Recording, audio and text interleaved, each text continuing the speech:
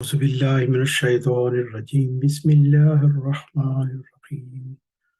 نحمده ونصلي على رسوله الكريم وعلى عبده المسيح الموعود افضل الرسل خاتم النبیین رسول اکرم حضرت محمد مصطفیٰ صلی اللہ علیہ وسلم کو اللہ تعالیٰ کی خاص عطا کے طور پر ایک عظیم الشان مرتبہ عطا فرمایا گیا۔ اللہ تعالیٰ اور حضرت خاتم النبیین رسول اکرم صلی اللہ علیہ وسلم کے اطاعت گزار مومنین کے لیے جن انعامات کا الہی وعدہ عطا فرمایا گیا ان میں اول اور اعلیٰ ترین انعام نبوت ہے، اور یہ حقیقت حضرت خاتم النبیین رسول اکرم صلی اللہ علیہ وسلم کی عظیم روحانی شان بیان کرتی ہے، کیونکہ آپ صلی اللہ علیہ وسلم سے پہلے کسی نبی کی اطاعت کے نتیجہ میں نبوت کے انعام کا وعدہ نہیں دیا گیا۔ خاتم النبیین رسول اکرم حضرت محمد مصطفیٰ صلی اللہ علیہ وسلم نے اپنی روحانی اولاد میں ایک ایسے شخص کی خوشخبری بھی عطا فرمائی جس نے اللہ تعالیٰ سے ہدایت پا کر امت محمدیہ کی رہنمائی کے لیے حکم و عدل کے طور پر مبعوث ہونا تھا۔ نیز خاتم النبیین رسول اکرم حضرت محمد مصطفیٰ صلی اللہ علیہ وسلم کے عظیم شان روحانی مقام کی بدولت آپ کے اس غلام نے بھی عالی مرتبت ہونا تھا اور گزشتہ تمام انبیاء کا مصداق ہونا تھا۔ جس طرح 14ویں کا چاند اپنی آب و تاب میں کمال تک پہنچ جاتا ہے، اسی طرح خاتم النبیین رسول اکرم حضرت محمد مصطفیٰ صلی اللہ علیہ وسلم کے اس روحانی فرزند نے 14ویں صدی ہجری میں ظہور پا کر اللہ تعالیٰ کی جل جلال ہستی کی معرفت لوگوں کو عطا کرنی تھی، اور خاتم النبیین حضرت محمد مصطفیٰ صلی اللہ علیہ وسلم کی عظیم شان نبوت کا مظہر اتم ہونا تھا۔ یہ عظیم روحانی فرزند اور امام مہدی سیدنا حضرت مرزا غلام احمد علیہ السلام ہے۔ جس طرح حضرت محمد صلی اللہ علیہ وسلم پر کمالات نبوت ختم ہو گئے اور آپ صلی اللہ علیہ وسلم خاتم النبیین کہلائے، اسی طرح آپ کا یہ غلام، یہ روحانی بیٹا سیدنا مہدی علیہ السلام آپ صلی اللہ علیہ وسلم کے خلفاء کا سردار یعنی خاتم الخلفاء اور مجدد الف آخر یعنی خاتم المجددین کہلایا، کیونکہ تجدید دین اسلام کے تمام کمالات امام مہدی سیدنا حضرت مرزا غلام احمد علیہ السلام پر ختم ہو گئے۔ جیسے کہ اللہ تعالیٰ اپنے کلام میں آپ کے متعلق فرماتا ہے، جری اللہ فی حلل المرسلین،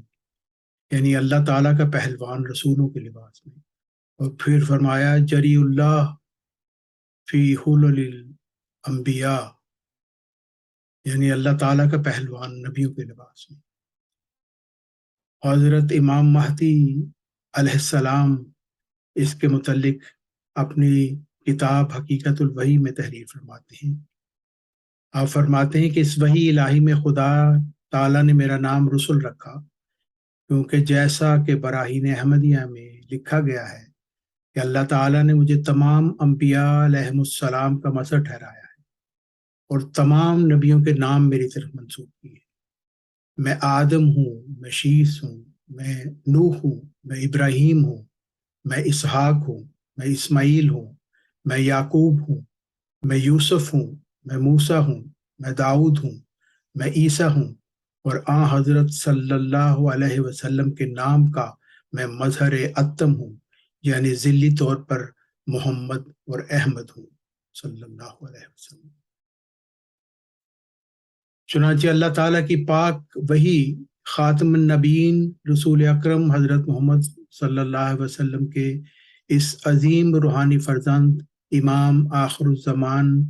مہدی دوران سیدنا حضرت مرزا غلام احمد علیہ السلام کے عظیم روحانی مقام کی گواہ ہے۔ خاتم النبیین رسول اکرم حضرت محمد صلی اللہ علیہ وسلم نے اپنی امت کو تاکید فرمائی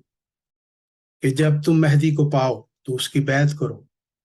خواہ تمہیں برف کے پہاڑوں پر سے گھٹنوں کے بل جانا پڑے، کیونکہ وہ مہدی اللہ تعالیٰ کا خلیفہ ہے۔ تاریخ مذاہب گواہ ہے کہ منکرین حق کا یہ ہمیشہ سے وتیرہ رہا ہے کہ جب کوئی مامور من اللہ حق کی طرف بلاتا ہے تو یہ منکرین حق اس دلیل کے ساتھ اس کا انکار کر دیتے ہیں کہ ہم تمہاری نہیں اپنے باپ دادا کی پیروی کریں گے، جیسا کہ قرآن مجید میں اللہ تعالیٰ فرماتا ہے وَإِذَا قِيلَ لَهُمْ تَعَالَوْا إِلَىٰ مَا أَنزَلَ اللَّهُ وَإِلَى الرَّسُولِ قَالُوا حَسْبُنَا مَا وَجَدْنَا عَلَيْهِ آبَاءَنَا أَوَلَوْ كَانَ آبَاؤُهُمْ لَا يَعْلَمُونَ شَيْئًا وَلَا يَهْتَدُونَ۔ المائدہ آیت 105۔ اور اللہ تعالیٰ فرماتا ہے اور جب انہیں کہا جاتا ہے کہ جو اللہ نے اتارا ہے اس کی طرف آؤ اور رسول کی طرف آؤ تو وہ کہتے ہیں کہ ہمارے لیے وہی بہت کافی ہے جس پر ہم نے اپنے آباء و اجداد کو پایا۔ کیا اس صورت میں بھی کافی ہے کہ ان کے آباء و اجداد کچھ بھی نہیں جانتے تھے اور نہ ہدایت حاصل کر سکتے؟ ایسا ہی ایک منکر حق انجینئر محمد علی مرزا ہے جو سمجھتا ہے کہ بخاری اور مسلم کا رٹا لگانے کے بعد اسے علوم لدنی پر مکمل دسترس حاصل ہو گئی ہے، حالانکہ حقیقی علم تو اللہ تعالیٰ کے پاس ہے جو شرف مکالمہ مخاطبہ الہیہ سے کسی انسان کو عطا ہوتا ہے، جس کا یہ رٹے باز جاہل مطلق محمد علی مرزا صریح انکار کرتا ہے۔ اسی لیے اس نے اپنی کمال جہالت میں بغیر کسی تحقیق کے امام آخر الزمان مہدی دوران سیدنا حضرت مرزا غلام احمد علیہ السلام کو دجال کہہ دیا۔ چنانچہ قرآنی ارشاد کے مطابق ہمیں بھی حق ہے کہ اس جاہل مطلق اور منکر حق انجینئر محمد علی مرزا کو دجال کہیں، کیونکہ ارشاد ربانی ہے وَجَزَاءُ سَيِّئَةٍ سَيِّئَةٌ مِثْلُهَا، عشورہ آیت 41۔ اور پھر ایک اور آیت کریمہ کے مطابق یہ جاہل مطلق اور منکر حق دجال انجینئر محمد علی مرزا ایک بڑا کافر بھی قرار پاتا ہے، جیسا کہ اللہ تعالیٰ فرماتا ہے وَمَنْ أَظْلَمُ مِمَّنِ افْتَرَىٰ عَلَى اللَّهِ كَذِبًا أَوْ كَذَّبَ بِآيَاتِهِ، سورہ الانعام آیت 22۔ اور اس سے بڑھ کر ظالم کون ہو سکتا ہے جس نے اللہ پر کوئی جھوٹ کھڑا یا اس کی آیات کی تکذیب کی۔ اس آیت کریمہ کے مطابق ظلم عظیم دو ہی ہیں، پہلا یہ کہ اللہ تعالیٰ پر جھوٹ کرنا، یعنی یہ دعویٰ کرنا کہ اللہ تعالیٰ نے مجھ پر وحی کی ہے جبکہ حقیقت میں ایسا نہ ہو، اور دوسرا بڑا ظلم ہے کہ اللہ تعالیٰ کی آیات کی تکذیب کرنا۔ اور ظالم سے مراد اس جگہ کافر ہے، اور اس پر قرینہ یہ ہے کہ مفتری کے مقابل پر مکذب کتاب اللہ کو ظالم ٹھہرایا گیا ہے، اور بلا شبہ وہ شخص جو اللہ تعالیٰ کے کلام کی تکذیب کرتا ہے کافر ہے۔ اس لیے جو شخص امام آخر الزمان مہدی دوران سیدنا حضرت مرزا غلام احمد علیہ السلام کا انکار کرتا ہے وہ انہیں مفتری قرار دے کر کافر ٹھہراتا ہے۔ اس لیے ایک سچے مرسل اور مامور من اللہ کی تکفیر کر کے وہ خود ایک بڑا کافر بن جاتا ہے۔ امام آخر الزمان مہدی دوران سیدنا حضرت مرزا غلام احمد علیہ السلام اپنے دعویٰ میں بلا شبہ حق پر ہیں، مگر جاہل مطلق اور منکر حق دجال انجینئر محمد علی مرزا ایک سچے مرسل پر اللہ تعالیٰ پر جھوٹ کھڑنے کا الزام لگا کر ان کی تکفیر کرتا ہے۔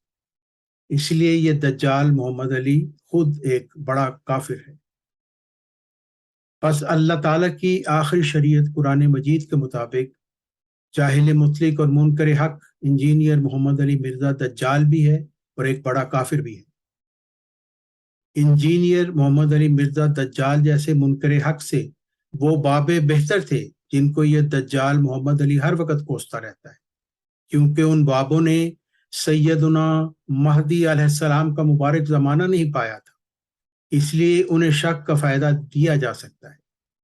مگر جاہل مطلق اور منکر حق انجینئر محمد علی دجال تو سیدنا مہدی علیہ السلام کا زمانہ پا کر بھی ان کی تکفیر کر چکا ہے۔ اور ایسے دجالی کافروں کا عبرتناک نقشہ سورۃ الملک کی آیات 7 تا 12 میں کھینچا گیا ہے۔ اللہ تعالیٰ فرماتا ہے کہ جب جہنم میں کوئی گروہ جھونکا جائے گا تو جہنم کے داروغے ان سے پوچھیں گے، کیا تمہارے پاس کوئی ڈرانے والا نہیں آیا تھا؟ وہ جواب دیں گے، آیا تو تھا مگر ہم نے اس کو جھٹلا دیا۔ اس سے اعتراف جرم کے بعد جہنم ان کا مقدر کر دی جائے گی۔ انجینئر محمد علی دجال جیسا بڑا کافر بھی اسی جہنمی گروہ میں شامل ہوگا اگر یہ اپنی دجالی کافرانہ روش سے توبہ نہیں کرے گا۔ اللہ تعالیٰ اس دجال اور کافر محمد علی مرزا کو ہدایت عطا فرمائے اگر یہ ہدایت پانے کے قابل ہے۔ آمین۔ ربنا اننا سمعنا منادیا ینادی للایمان ان آمنوا بربکم فآمنا